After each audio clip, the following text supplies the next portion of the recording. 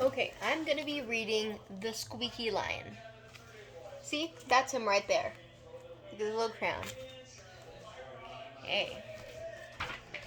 The Squeaky Lion.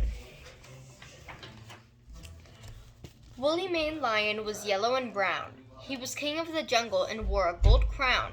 Woolly Mane knew what lions were for. They had to be proud with a frightening roar. He doesn't look so proud, does he, huh? But one night he dreamed a huge, slithery snake came creeping to get him, and he couldn't escape. He ran and he growled until he was quite weak, and what once was a roar was now only a squeak. Here's him dreaming about the slithery snake. The next day he crept down the old jungle track, trying and trying to get his roar back. "Please stop," said the crocodile through a hedge. "That terrible noise sets all my teeth on edge." So Woolly Maned Lion sat on the jungle floor and once again tried out his very best roar. He tried it on 4 legs, he tried it on 2, but one tiny squeak was all he could do. Here's him trying to squeak and all the other animals.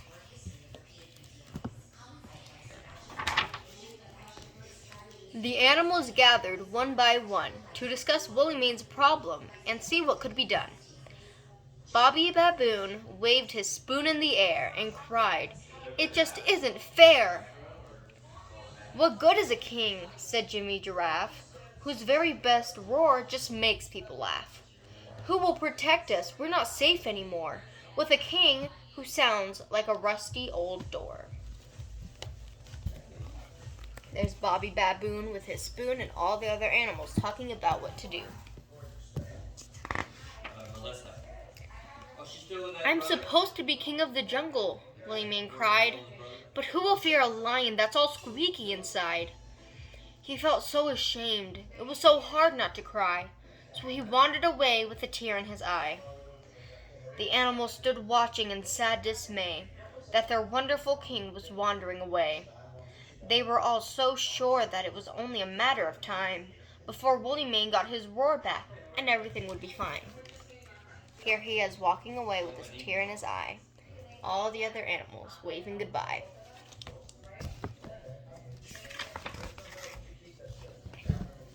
But deep in the jungle, all was not well. From the tall, leafy trees rang a loud warning bell.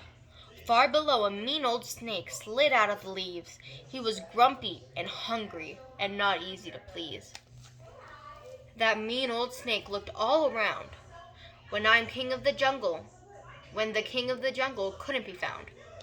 "When I'm king of the jungle now," the snake hissed, "that silly old lion won't even be missed." There's the snake and all the other animals running away.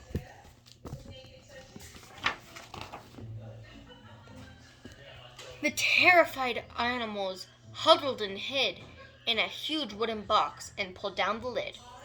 One tiny monkey peeked out and shivered with fear as he watched the huge snake come much too near. The monkey ducked back inside with a horrible shout. "He's coiling around us to squeeze us all out."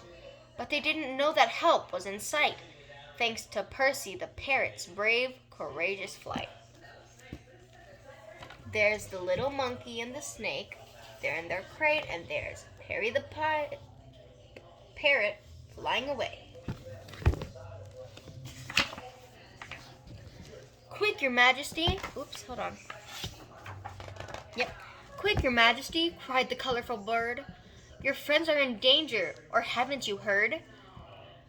"I shouldn't have left him," Woolly Mane thought. "I'm to blame. He crashed through the jungle like a runaway train." The snake looked up in a startled surprise as Woolly Mane leaped out with pure rage in his eyes. Woolly Mane puffed up his chest and he said, "Stop bothering my friends. Try to scare me instead." There he is, roaring at the scared little snake. "Ha! said the snake. "I'm not afraid of you. I've heard that a tiny little squeak is all you can do." Then Willie Mane got so angry that he let out a great roar, and he blew the stripes off the snake, who was heard of no more. Now the lion has squeaked. Now the lion that squeaked doesn't squeak anymore. The king of the jungle now has a mighty loud roar.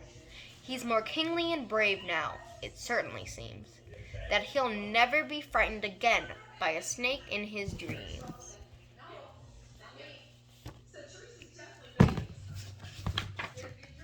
The end. Good night.